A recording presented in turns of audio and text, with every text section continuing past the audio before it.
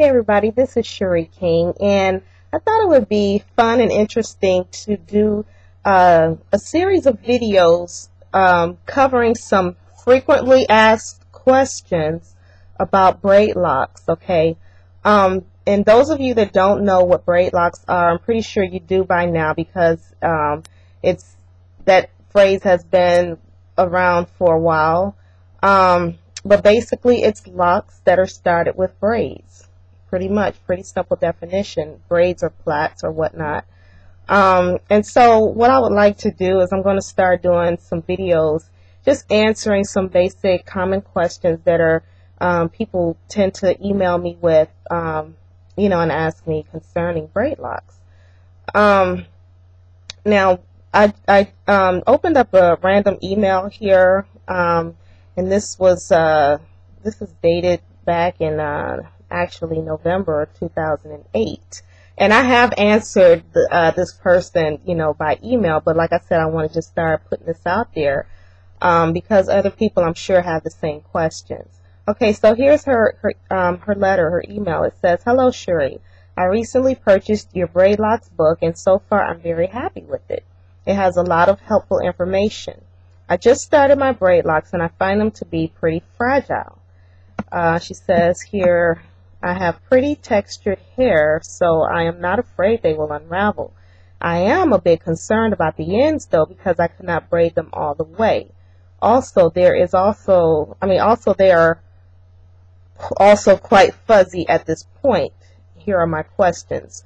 For her first question is, should I just let them be and not manipulate them too much until they start to lock? And then, should I wait to retighten them until they start to lock? And then she says, "I guess I'm just a little unclear on how to handle them now in the completely infant stages.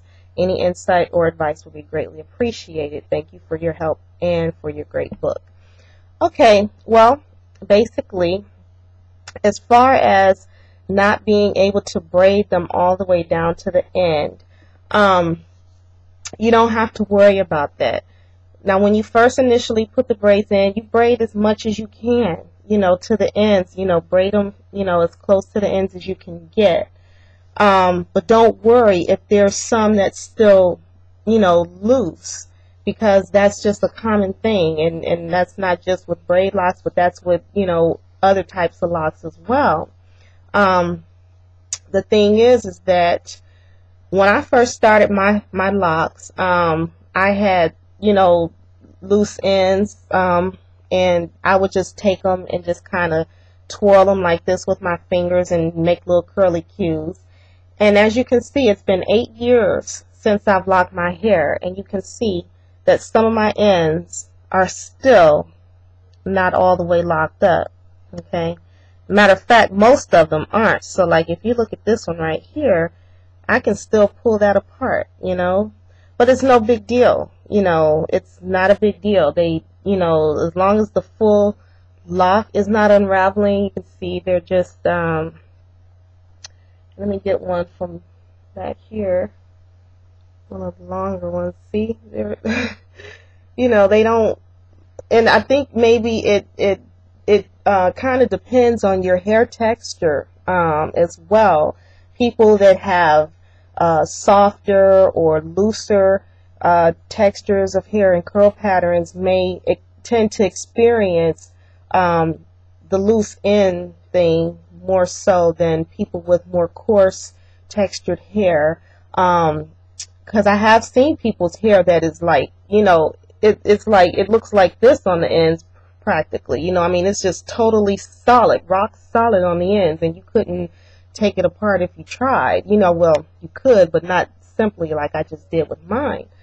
So, don't worry about it. Now, if, your hair during the process of locking, you notice that it's starting to unravel and it's going up more than maybe an inch from the tip, then yeah, you definitely at that point would want to, try to maybe braid it up a little bit or something. But other than that, I would not worry about it. Don't sweat it, because it's just going to keep,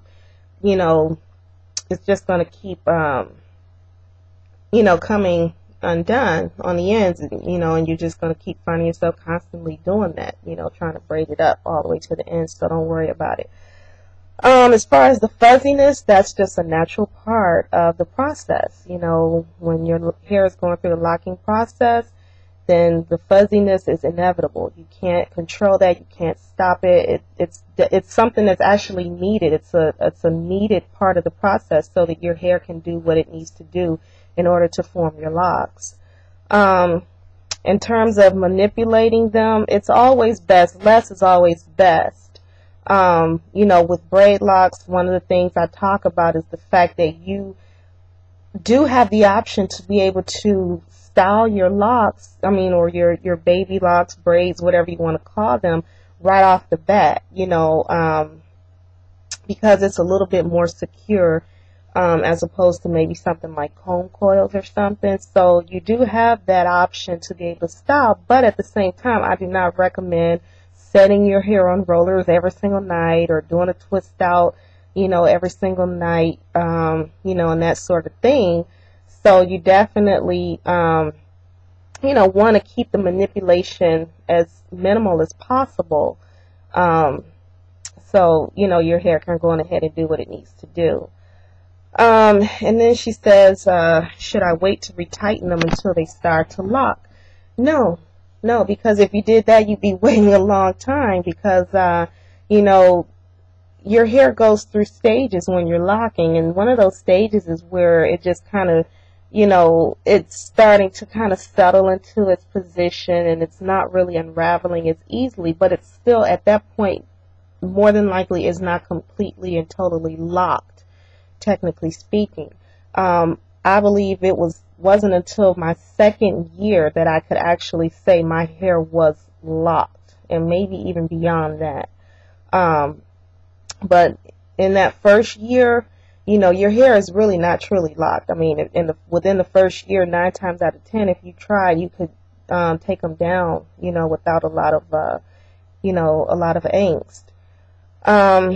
So you can retighten your hair as soon as it needs it. You know, as soon as you start to get the amount of new growth that, you know, you feel when it's time to retighten it, then you're going ahead and retighten it. Now, I don't recommend doing it too often, you know, but you don't have to wait until your hair is fully locked. So that's it. That's the end of those questions there.